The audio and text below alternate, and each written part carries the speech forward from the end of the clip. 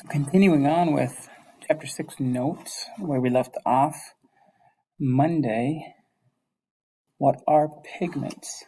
So we mentioned light being absorbed by pigments, and we mentioned chlorophyll. And chlorophyll is one of many, but they are organic molecules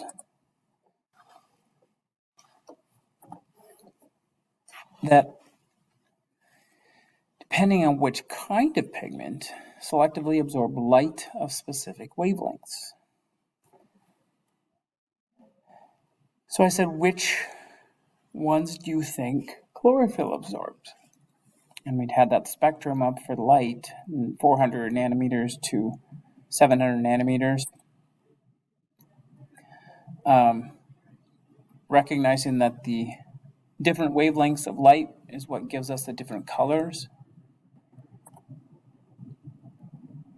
And again, there's that range of nanometers of wavelength from the light spectrum. Chlorophyll A is the most common pigment in plants. And that's green.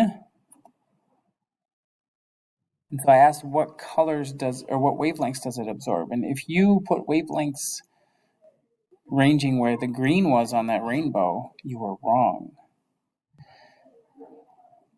So if it reflects green, that means it's not absorbed.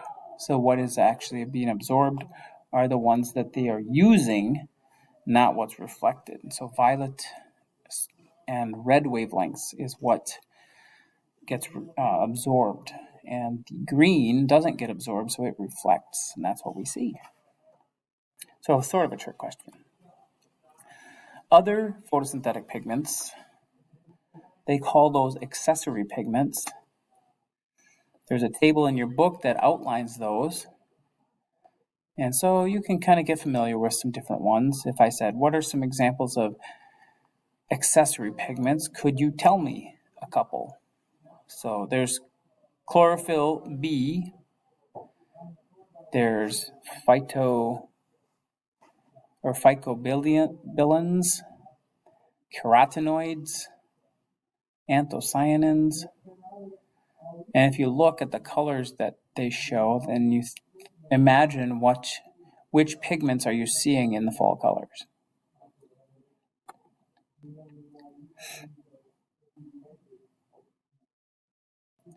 So by having multiple pigments in the leaves, trees can get more light absorbed because the different pigments absorb different parts of the light spectrum.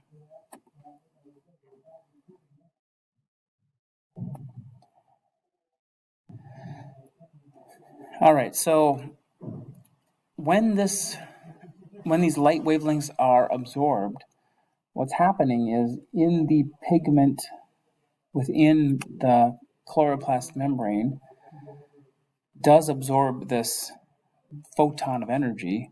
It is enough energy to boost the electrons, a special pair of electrons, to a higher energy level. And when they come back down from that higher energy level, they release their own energy enough to set up a chain reaction within the cell. We're going to try to show that or demonstrate it on the diagram. So why do most producers have multiple pigments? I just kind of alluded to that. But make the most of the visible light spectrum. By having multiple pigments, you're going to maximize the light absorption capacity.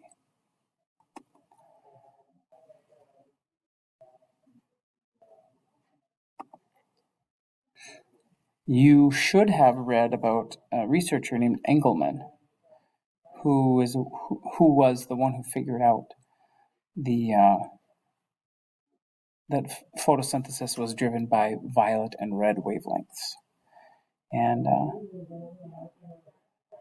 there's a little video clip attached to these slides that you should check out.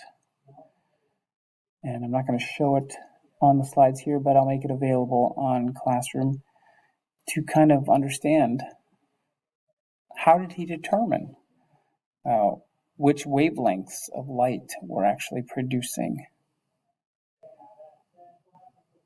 or being absorbed for production of photosynthesis. This diagram is a clue. All right, so on a microscope slide, he had a stretch of that slide that had blue-green algae. And he also had cultured bacteria that needed oxygen in order to survive. So these bacteria would not thrive without oxygen. They're going to do really well where there's more oxygen.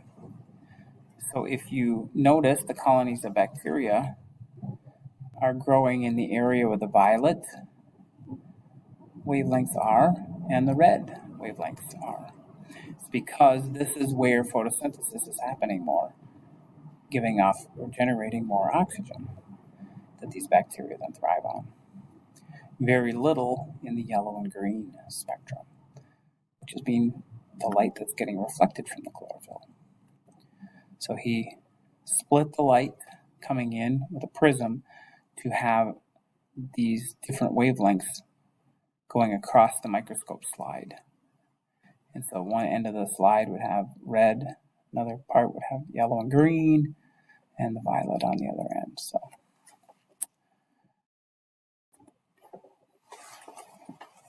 what is an absorption spectra? It's shown on these slides, right, or this graph right here.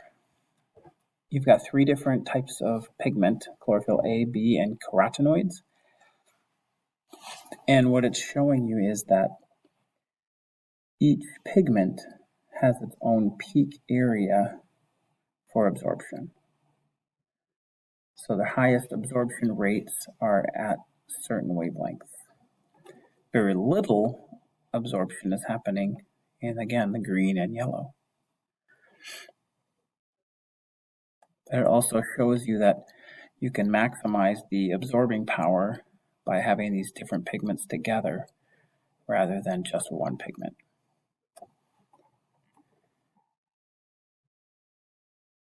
So it's basically telling you, or a measure of, which wavelengths of light each pigment absorbs best.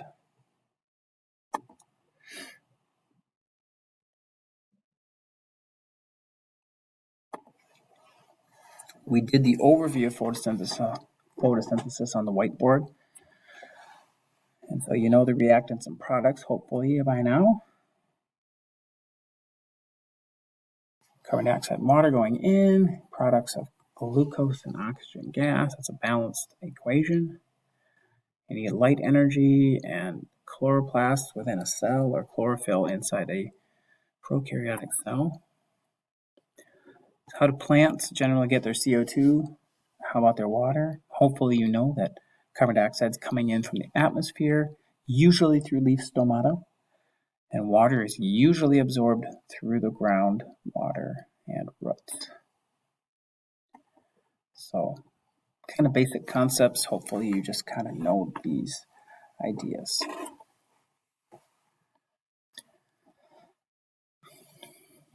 Chloroplasts are the organelles of focus in this chapter on photosynthesis as we talk about the light and dark reactions.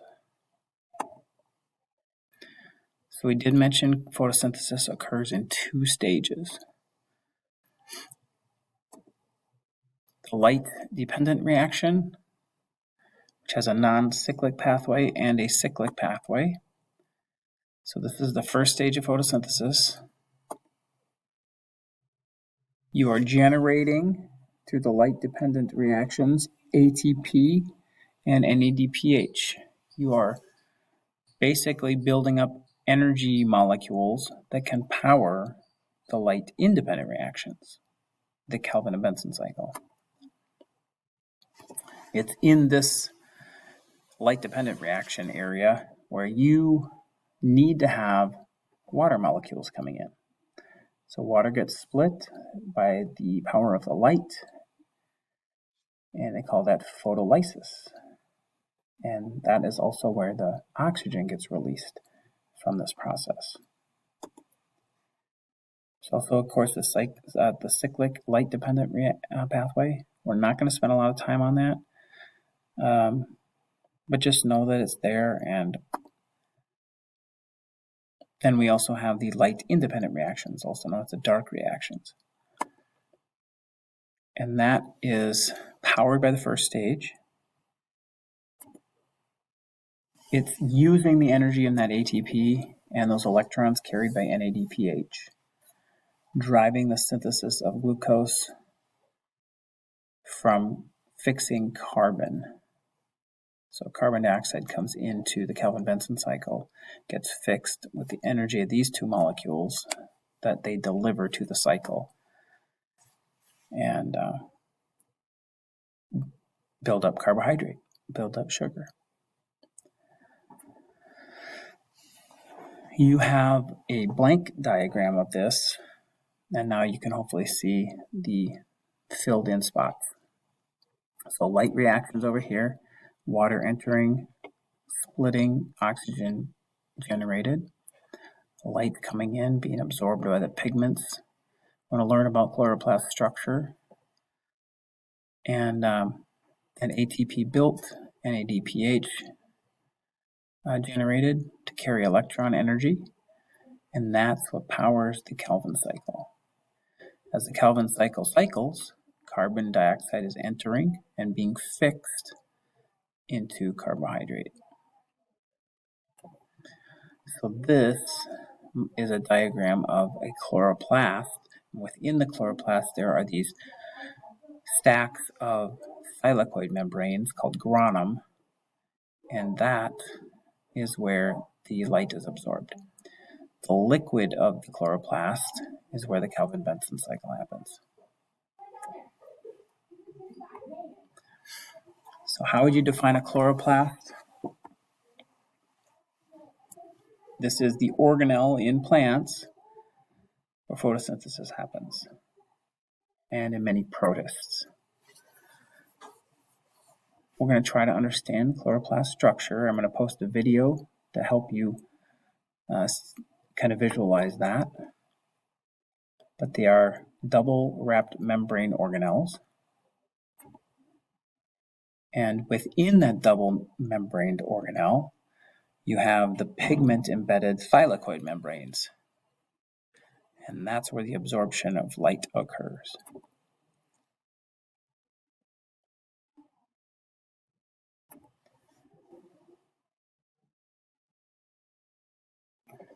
So it is in these thylakoid membranes where light energy is converted into chemical energy. This is where the light-dependent reactions are occurring. The liquid inside of that chloroplast is called stroma.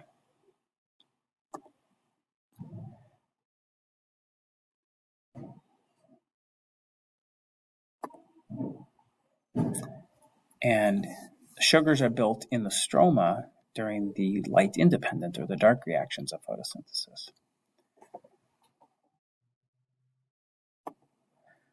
Here's a visual from your book that is looking at chloroplasts. These are the stacks of thylakoid membranes called grana. A closer up look. And if you were looking under a microscope of cells with chloroplasts, that's what these little green dots would be.